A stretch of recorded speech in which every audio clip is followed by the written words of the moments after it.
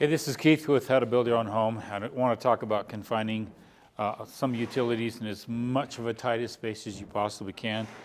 And some of the things I'm dealing with here and some of the things we thought of in advance to solve for a couple of problems that could be problems in the future. We're going to have a soft water heater or soft water system here and a tankless water system here as well. And we brought our gas in here. That's our supply. And a lot of times the gas company is going to need to know in advance, or your gas installer, before they install this, so they can size the pipe appropriately to accommodate for that. Tankless water heaters can take up a lot of immediate gas needs, so they're going to have to size the pipe for that. My gas subcontractor just left. He left here a piece of paper, and on that piece of paper is the sizing pattern, the layout for all the gas. A lot of times your inspectors are going to want that. They'll upload that on your file. We do that for HVAC as well, for sizing of duct systems. My HVAC contractor's here, he's doing that as well. But I want to kind of go through some of the stuff here. I've got my drain here. I'm pulling for an inspection on Thursday. This here needs to be filled up with water. We don't fill it up until we actually need to.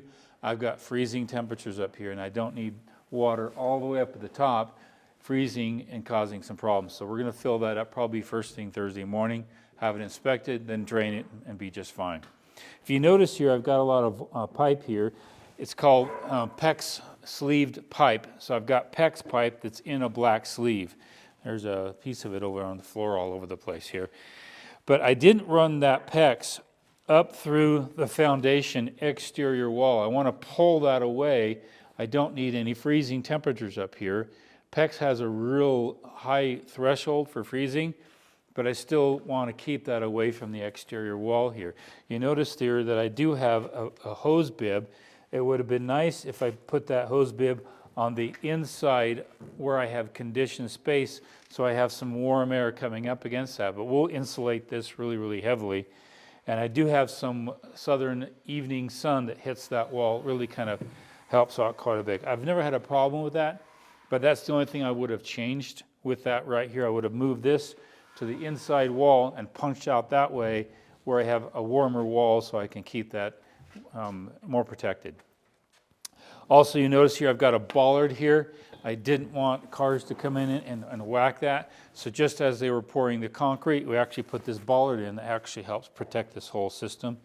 I've got the drain here so that the tankless water here will be mounted here. Now when my framer was here, I said I need some good backing behind here because it just makes it so much easier for the plumber when they install the tankless water heater. They've got some rigidity to screw it right to, and then the drywall will come right over the whole top of that. So it makes it really convenient. We got our power here that's quick and accessible because our tankless water heater is going to need access to power for its power system here. We got a backflow device, we got a valve. I always love to have a valve on my, so I can basically shut off the entire home. I don't have to go all the way down the street. I've seen production builders do this all the time.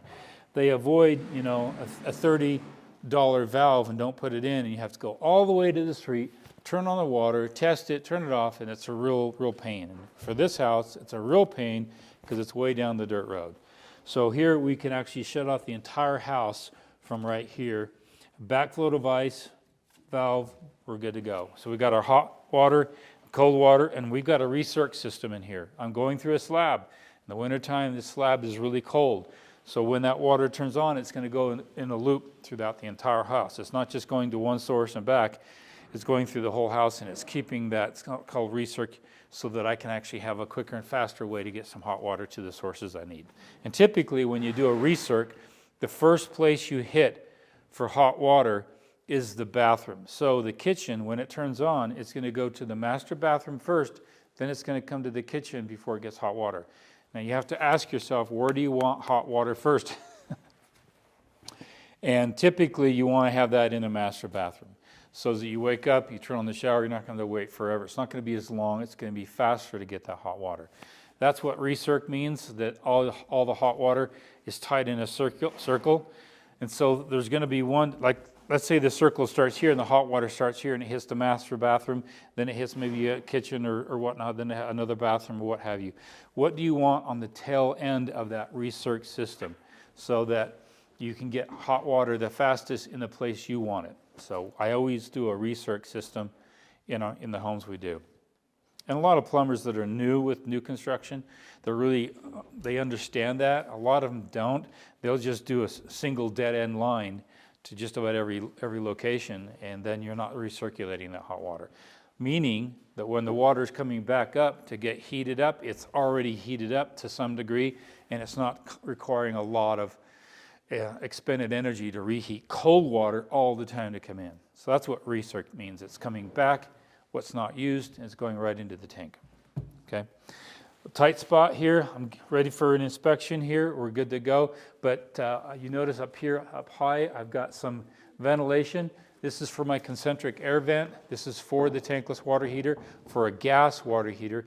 Anytime you're using gas, you've got to bring in cool, fresh air, and you've got to expel that in an exhaust. Now, I noticed my plumber did the same mistake on this job. And let's take you up on the roof, and I want to show you one mistake. And he's fixing it on one job, but he did it again on this one. Let's go up on the roof and I'll show you what that is. And it's very important. Let's go up there. Okay, we're on the roof, and here's the problem I'm facing. These two pipes, these are the exhaust and the air intake for the tankless water heater down below. They're too close together. I'm going to actually have a rubber pipe jack that's on a aluminum flange that's going to come right over that, but this is in the way to fit on that. So we've got to take this one or this one, move it down here, or move this one up here. Preferably, this one needs to be moved down here. Now this here is the vent for the water. So water can go down. This will be filled up with water Thursday morning. The inspector will come, he'll go down below, he'll tap it. It's filled with water. There's no leaks anywhere. We're good to go. But I got to get those moved. My roofers are here and they want to get going, and these are too close together. So something to watch out for, especially with your having a pipe jack going right over that. It's a rubber flange on there. When I do a finish on this home, I'll try to show that to you, what it looks like, but those are too close together. Just a couple things on how I deal with tankless water heaters. Spacing, using as much confined space as I can, planning in advance. You don't want to run pipe outside the exterior wall if you can avoid it, especially in cold climates like this.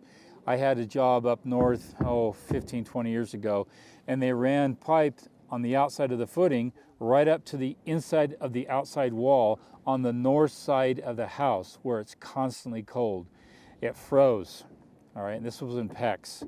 And so we had to come out and we put some foam, and this was before we actually did the stucco on the home. So before we even did the stucco, we put some foam on the outside of that footing to keep cold wicking against that footing because it was freezing in the ground. And we stopped that, and we were able to solve for that problem. But in cold temperatures, you've got to watch where you bring up that water. You want to stay away from that wall if you can, especially on the north side. And this was on the northwest side, and if you notice this job, we don't get sun out here because I got a mountain right there. We don't get sun out here until 11:30. So that means you could have cold temperatures coming up against that wall for 12 hours straight. It's okay maybe for 8 hours and you get some sun on it. But I've known from experience that if you got a wall that's cold, try to stay away from that wall from keeping your plumbing. And bring it inside. Keep it as much inside conditioned space as you can. A lot of things to talk about. This is Keith Couch with How to Build Your Own Home. You guys take care.